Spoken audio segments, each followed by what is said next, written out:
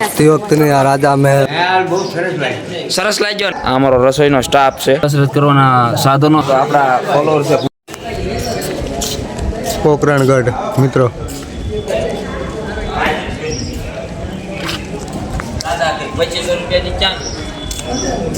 હો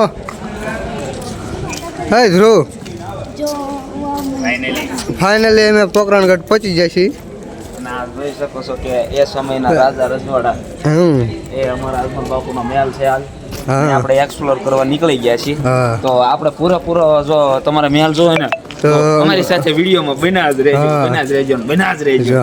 એટલે આખો મહેલ જોવા મળશે. દાદા ટિકિટ માંગે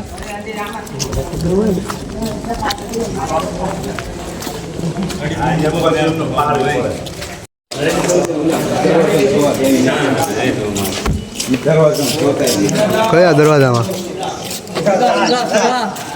તો આ છે ને ઝરૂખો છે.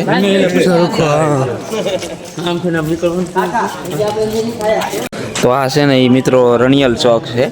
અહીંયા અજમલ રાજાના કિલ્લાની અંદર છે એ આ રણિયલ ચોક આવેલો છે. જ્યારે ભગવાન રામદેવ પીર છે એ જ્યારે લીલુડા ઘોડે અસવાર થતા હતા ત્યારે આ રણિયલ ચોકમાં છે તે ગયા હતા. તો આપણા ફોલોઅર છે ભૂપતભાઈ શું કહે છો?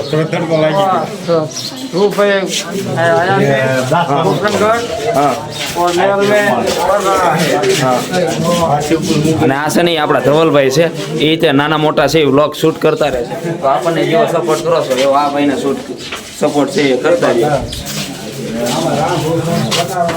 અહીંયા છે ને હાથી કા હોદા એટલે કે હાથી ઉપર બેસવાની છે ને અહીંયા રાજાની અંબાડી છે એ અહીંયા સ્થિત રાખવામાં આવેલી છે. અને આ છે પાલકી કા કમરા એટલે કે જ્યારે કે કોઈ પણ રાણી સાહેબ કે કોઈ રાજવી છે અથવા તો રાજકુંવરો કે રાજકુંવરીઓ છે એ જ્યારે કહેવાય કે નગર ચર્ચા માટે નીકળતા તો ક્યારેક આનો પણ ઉપયોગ કરતા. તો તેના માટે તમારે કન્ટિન્યુ વ્લોગમાં બન્યું રહેવું પડશે. તેના માટે તમારા કન્ટિન્યુ વ્લોગની અંદર બન્યું રહેવું પડશે. આ તોપના ગોળા છે. આની અંદર છે એ નાની તોપ તથા નાના ગોળા છે. જે ફાયરિંગ કરવામાં પહેલાના સમયમાં છે એ કોઈ પણ પ્રકારની આર્ટિલરી નથી ત્યારે આ પ્રકારના તોપના ગોળાનો છે ઉપયોગ કરવામાં આવતો હતો. અહીંયા છે પણ કોઈ પણ પ્રકારની એક ગાદી છે. અહીંયા કાચ ફોડવો નહીં કેમ કે ગમે તારે ગમે એવો દંડ નાનો મોટો આવી શકે છે. અહીંયા છે ને એક ખાસિયત એ છે કે આ 40 કિલોની છે એ તલવાર છે. અને અહીંયા અમુક છે કસરત કરવાના સાધનો તેમજ પવન માટેના વીંઝણાઓ છે રહેલા છે. તો આપણને તો એ સમયના આપ જોઈ શકો છો કે માણસો પણ કેવા હશે.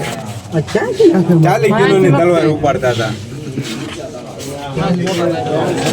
બહુ મિત્રો છે વિચાર્યા જેવું છે.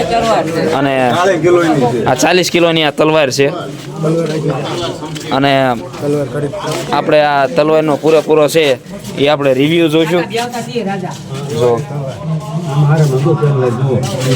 અને બાકી આપણા છે આ સભ્યો આપણી સાથે આવેલા છે. અને આ શિવોરી તલવાર કે એ તલવાર છે કે જ્યારે રાજા અજમલ છે એ વનવાસ દરમિયાન જે જંગલમાં તપ કરવા માટે ગયા હતા ત્યારે છે એ આ તલવાર છે પોતાના પ્રધાનને સોંપતા ગયા હતા. અને જોઈ શકો છો કે આ નાના મોટા છે હથિયારો અહીંયા રહેલા છે. આ શું કહેવાય એ આપણને ખબર નથી. જો તમને ખબર હોય તો પાછા કોમેન્ટમાં જણાવતા રહેજો. બાકી તો જો અહીંયા આપણે લોકો છે ફોટોગ્રાફી કરે છે. આ છે આપણે અમીર દાદા શું કહેશો આ મહેલ વિશે થોડુંક? અમારા આયોજક એવા કંસુ કાકા આપ આ મહેલ વિશે શું જાણો છો? આ પ્રાચીન કાળનો મહેલ છે અજમલ રાજાનો. અમે બધા જોવાય છે પેલા વેલા છે. તો અહીંયા લગભગ છે ને મોસ્ટ ઓફ બધા માણસો છે ને પેલા વેલા દાવેલા ને આપણા હિતનભાઈ શું કહેશો આ મહેલ વિશે? તો અહીં લોકોને આવવું પડે કે ન આવવું પડે? તો બધાનું કેવું એમ છે. વિપુલભાઈ તમારું કેવું શું છે? અહીંયા આપે આવવું જ પડે. બાકી અહીંયા શું કહેશો?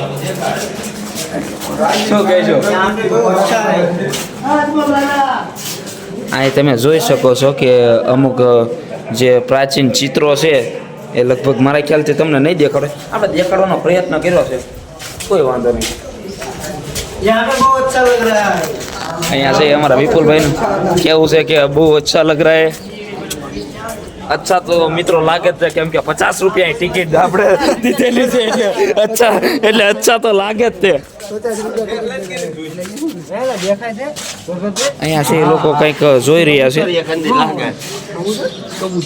તો આની અંદર કેવું એમ છે કે કબૂતર છે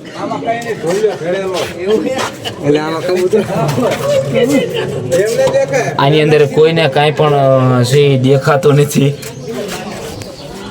અહીંયા છે ને આવી રીતની અફવાઓ ફેલાતી રહે છે અને આ બધું છે એ પ્રાચીન બાંધકામ છે અહીંયા રહેલું છે અને આમ જો હજી આ થોડોક મહેલનો આગળનો ભાગ જ છે હજી આપણે ઊંચા ભાગે તો મહેલના જવાનો બાકી છે તો વિડીયોમાં કન્ટિન્યુ બન્યા રહેજો શું કહેશો બાંધકામ જોવાનું છે આ બધું નથી જોવા જેવું ચકલી જોવો તમે ખાલી ઝૂમ કરીને ચકલી બતાવો બસ અહીંયા છે ને એ ચકલી મસ્ત રીતે આ બાંધકામની અંદર છે ને પોતાનું નિવાસ સ્થાન બનાવી દીધું છે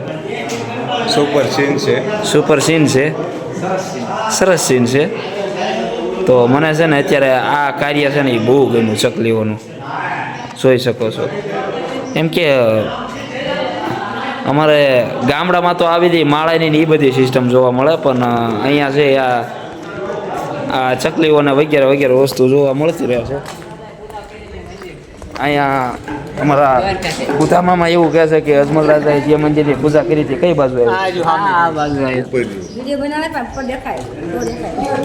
આ અમારો રસોઈનો સ્ટાફ છે તો એ લોકોનો સાથ સપોર્ટ છે એ ખૂબ સારો એવો છે રિસ્પોન્સ પણ ખૂબ પબ્લિક પ્રત્યે સારો છે આ લાઈક શેર ને સબસ્ક્રાઈબ કરવાનું એ લોકો કહે છે અને આ અમારા મફા દાદા છે મફા દાદા શું કહેશો તમે આ મેલ વિશે તલવાર નહીં આ મેલ તમને કેવો લાગ્યો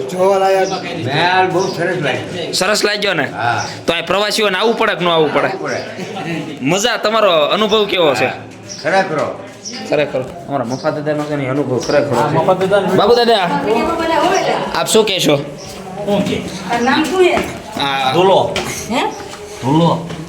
તે વખતની આ રાજા મહેલ ટોપુ છે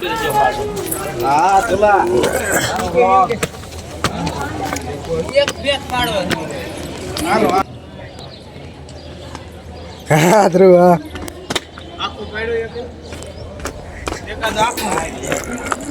આમાં મેલની અંદર છે ને કારીગરી એવી વાપરવામાં આવી છે ને એ લગભગ આજના એન્જિનિયરો દ્વારા પણ આવું બાંધકામ ન થઈ શકે અને જો તમે આમાં ટોપો કલા કૌશલ્યની ઉપયોગ કરવામાં આવ્યો છે